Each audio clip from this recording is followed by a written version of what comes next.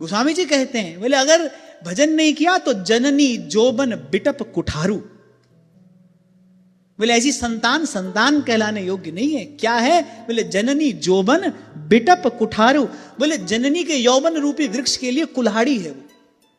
बोले व्यर्थ ही अपनी जननी का तेज गंवाया। जननी जने तो भक्त जन, और कै दाता कै सूर, नहीं तो जननी बांझ रहे काहे गंवावे नूर।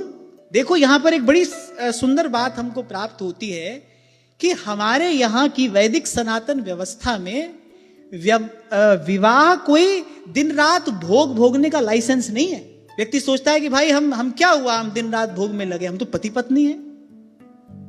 पति सोचता है कि भाई मैं तो केवल जो कर रहा हूं अपनी पत्नी के ही साथ में कर रहा हूं। पत्नी भी यही सोचती है, पर ऐसा है नहीं। विवाह दिन रात भोग भोगने का लाइसेंस नहीं है। विवाह कामना की पूर्ति के लिए नहीं, विवाह कामना की निवृत्ति के लिए की हुई एक व्यवस्था है। अब जो निवृत्ति परायण है, जिसकी पूर्व की साधना दृढ़ है, जो दृढ़ संकल्पी है, वो तो भाई चल लेगा। लेकिन साधारण व्यक्ति क्या करेगा? तो ऋषि मुनियों ने उनका विचार करने के लिए, जैसे मैं आपको छोटा सा उदाहरण देता हूं, साइकिल चलाना सीखते थे बचपन में, तो साइकिल 4 पहिए वाली रहती थी। 2 पहिया तो साइकिल के होते ही थे, 2 आजू बाजू भी लगे रहते दाएं बाएं गिरने से बचाने के लिए। लेकिन जीवन भर थोड़ी वैसी साइकिल चलाई। जब तक साइकिल चलाना नहीं सीखे तब तक वो 2 पहिए रहे, उसके बाद वो हटा दिए गए।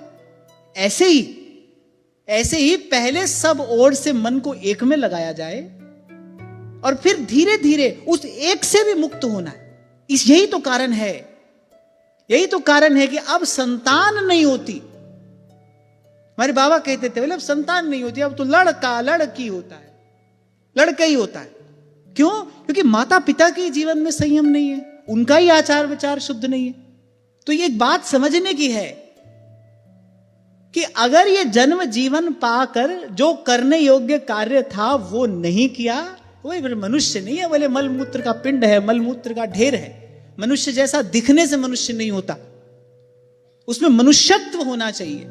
इसलिए भगवान शंकराचार्य कहते हैं, दुर्लभम त्रयमेवैतद् देवानुग्रह हेतुकम मनुष्यत्वम मुमुक्षत्वम महापुरुष संशय।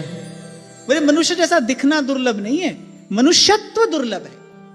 मनुष्यत्वम मुक्षत्वम, और फिर मनुष्य जीवन पाकर वो जो आत्म कल्याण की इच्छा है, इस जन्म मरण के दुष्चक्र से मुक्त हो जाने की जो भावना है, वो और दुर्लभ है। और फिर सबसे दुर्लभ तो भाई किसी महापुरुष का आश्रय है, महापुरुष संशय। मनुष्य